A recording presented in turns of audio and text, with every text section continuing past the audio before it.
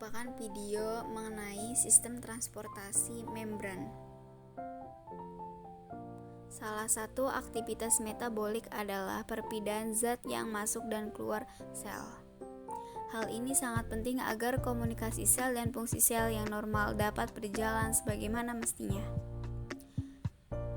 Sebagai contoh, kerja sistem saraf pusat dapat bekerja secara baik apabila seluruh substansi termasuk ion, air, protein, dan molekul-molekul lainnya dapat keluar masuk sel secara baik.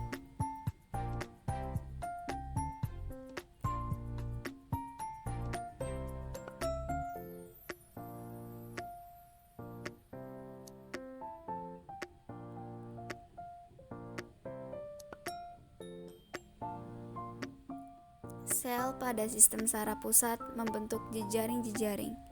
Sama halnya seperti semua sel lainnya, sel dapat berfungsi karena mampu mengontrol seluruh substansi yang ada di dalam dan di luar sel, termasuk mengatur pergerakan zat masuk dan keluar sel.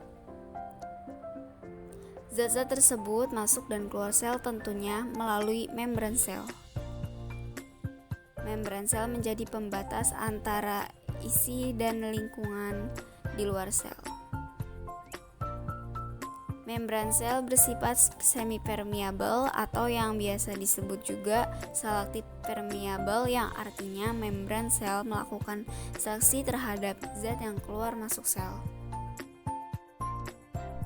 Membran sel terdiri dari struktur yang disebut sebagai lipid bilayer. Di artinya dua, layer artinya lapisan atau dua lapisan lemak. Struktur bilayer ini terbentuk karena adanya bagian ekor dari dua fosfolipid yang saling berhadapan.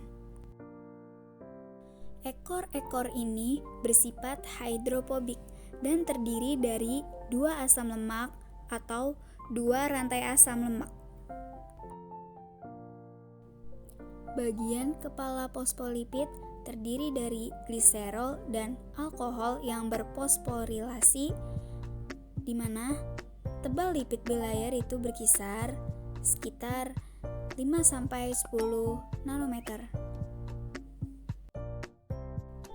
Di antara dua lipid bilayer ini disematkan protein-protein integral atau protein yang menempel pada lipid bilayer. Selain protein, pada beberapa membran sel juga mengandung kolesterol.